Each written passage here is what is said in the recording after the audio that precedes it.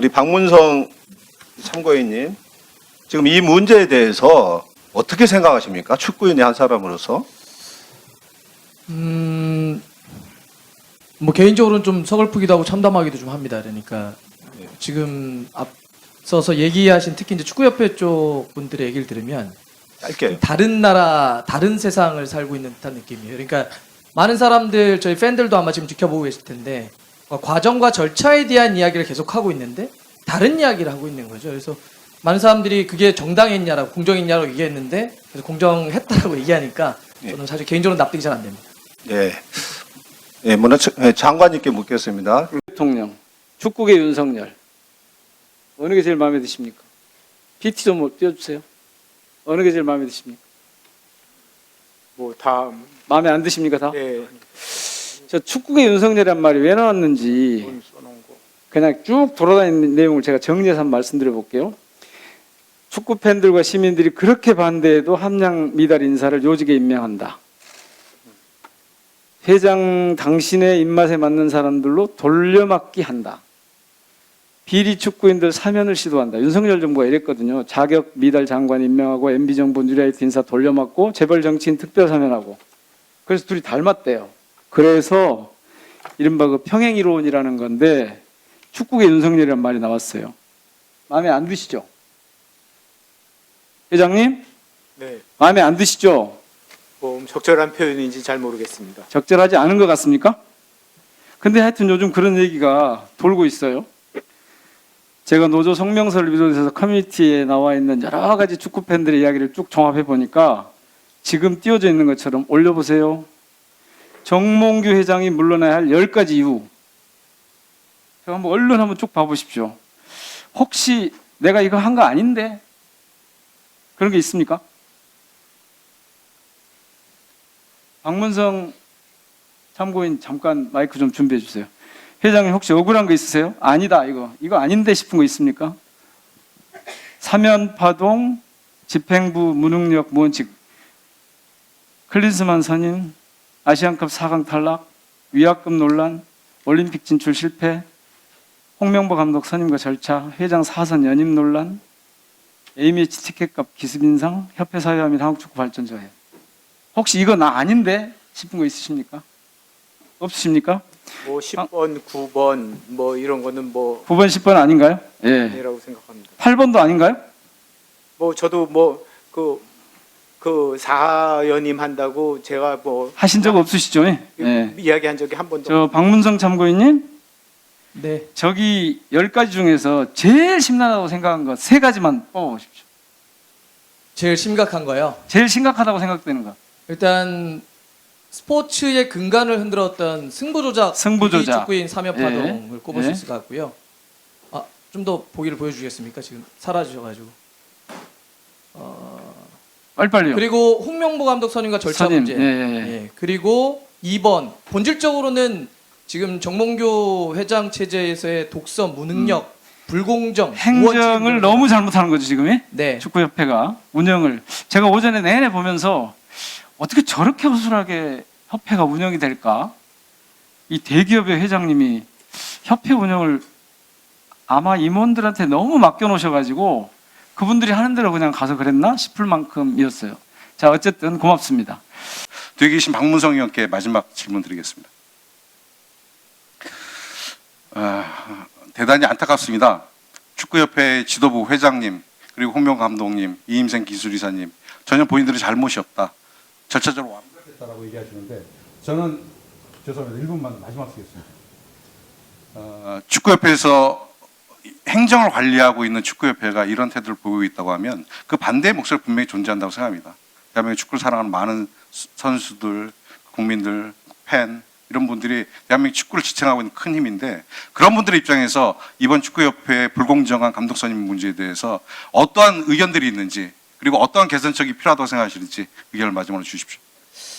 그동안도 그랬고 오늘도 이렇게 뒤에서 들으면서는 제 머릿속에 계속 맴도는 건 왜 눈치를 보지 않지라는 표현이었습니다. 그러니까 지금 저 옆에 있는 박조 의원이 그렇게 동의한 적이 없습니다라고 바로 옆에서 얘기하는데도 다른 이야기를 하고 계시죠.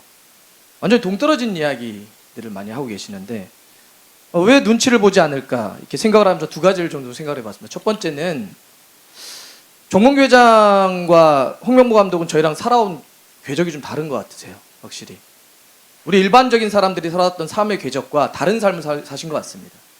대기업의 가문의 자제로 태어나셨고 어렸을 때부터 최고의 엘리트로 살아오셨습니다. 우리 일반적으로 살아가는 사람들의 생각과는 다른 삶을 살아왔기 때문에 다른 생각을 하고 있구나. 그래서 우리들의 눈치를 보지 않는구나. 이런 생각을 좀 했고요. 두 번째는 왜 눈치를 보지 않지 이렇게 생각을 할 때 밖에 있는 사람들은 축구협회에 구체적으로 개입할 수가 없습니다. 공간을 허락하지 않죠. 즉 예를 들면 인사권 같은 데 전혀 우리는 개입할 수 없습니다. 아무리 국민들이 팬들이 경기장에서 정몽규 아웃, 홍명보 아웃을 외쳐도 협회 입장에서 이런 거죠. 그래서 어떻게 할 건데? 우리는 팬들은 국민들은 선거를 통해서 축구협회장을 뽑을 수 있는 선거인단에 들어갈 수가 없습니다. 예전 표현대로 하면 체육관 선거를 하는 거죠. 내 편 사람들만 체육관에 모아놓고 하면 되기 때문에 일반적인 팬들과 국민들의 눈치를 보지 않아도 됩니다. 또 하나 눈치를 보지 않는 건 왜 국민들이 선출한 국회의원님들의 눈치도 보지 않죠. 왜냐하면 그렇게 나한테 자꾸 인사권에 개입하면 피파가 월드컵 못 나오게 할 거야 라고 하는 겁박을 주죠. 그러면 팬들의 눈치도 보지 않고 국민들이 선출한 국회의원분들의 눈치도 보지 않으면 어디 눈치를 보겠다는 겁니까? 그러니까 이렇게 눈치를 보지 않기 때문에 이 많은 문제들이 문제라고 느끼질 않는 거예요. 우리랑 다른 삶을 살고 있는 거죠. 저는 이 구조와 이 닫혀져 있는 이 조직을 좀 열어야 된다고 생각합니다. 위원장으로서 우리 정몽규 회장님께 말씀을 드려보겠습니다. 정하겠습니다. 박문성 참고인님이요. 예. 네. 이와 관련해서 좀 더 부연 설명해서 말씀을 하실 부분은 없습니까? 축구협회 제왕적 운영과 관련해서. 오늘 들으면서 다시 한번 좀 느끼는 거는 정몽규 회장 체제가 끝나는 게 맞구나라고 하는 걸 다시 한번 좀 느꼈습니다. 그러니까 뭐가 문제인지도 문제의식이 없죠. 공감 능력도 없습니다. 풀어나갈 능력도 없는 거죠. 홍명보 감독이 불공정한 방식으로 선임됐을 때 제가 아는 지도자가 저에게 연락을 했습니다. 이제는 지도자를 그만할 생각이다. 그러니까 이름 없던 사람들은, 이름 없는 지도자는 10년을 15년을 밑바닥에서 계속 굴러도 프로팀 코치 한 번, 프로팀 감독 한 번 하기가 어렵습니다. 근데 누군가는 저렇게 특혜를 발휘하면서 국가대표 감독을 준다? 나는 이제 감독 못하겠다, 지도자 못하겠다 이런 이야기를 했죠. 비단 이번 사건만 전 그렇지 않다고 봅니다. 좀만 길게 보면 승부조작범을 그렇게 사면해서 안 되죠. AMH 있는 날 꼼수 사면을 한 거죠. 매우 반스포츠적 행위입니다. 만약 우리 사회에서 반사회적인 범죄를 저질렀는데 그런 식으로 꼼수로 사면한다? 아마 난리가 났을 겁니다. 클린스만 감독 그때 당시 전력강화 위원들에게 발표한 당일날 소집해서 바로 그날 통보하고 30분 뒤에 발표를 합니다. 말도 안 되죠. 파리올림픽 진출 실패했다고 하는데 그게 그냥 실패한 게 아닙니다. 축구 질 수 있죠. 근데 그때 어떻게 했냐면 파리올림픽을 이끌어야 되는 황선홍 감독을 굳이 안 해도 되는 임시감독으로 겸임시킵니다. 많은 사람들이 그러면 안 된다고 했죠. 위험하다고. 하지만 그 판단을 못합니다. 결국은 파리올림픽 진출 실패했습니다. 또 홍명보 감독까지 이어지는 거죠. 저는 이런 무능력, 무원칙, 불공정은 하나의 어떤 사건이 아니라 지금 정몽규 회장 체제가 이어지는 한 계속 반복될 수밖에 없다. 그런 점에서 저는 팬들도 그러겠지 많은 국민들도 이제는 끝나야 되지 않을까 다시 한번 재확인하는 것 같습니다. 네. 다음은 김윤덕 위원님 질의해 주시기 바랍니다. 사상 문제가 있는 게 분명하고 이러한 상황에서 불공정한 절차를 통해서 홍명보 감독은 임명이 됐다고 생각하는데 아직도 홍명보 감독은 공정한 절차를 통해서 선임이 됐다고 생각하십니까?